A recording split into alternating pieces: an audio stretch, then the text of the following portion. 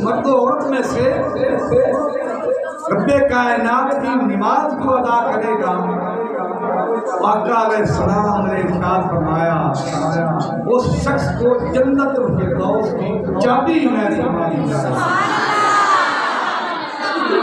الصلاۃ مفتاح الجنہ، نماز جنت کی چابی ہے۔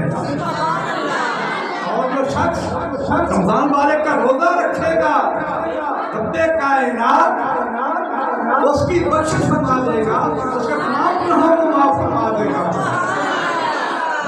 ان کے درمیان اشرا مغفرت کا ہے، بخشش کا ہے۔ جو بھی روزہ رکھے گا اس کی تمام خطاؤں کو معاف کر دیا جائے گا۔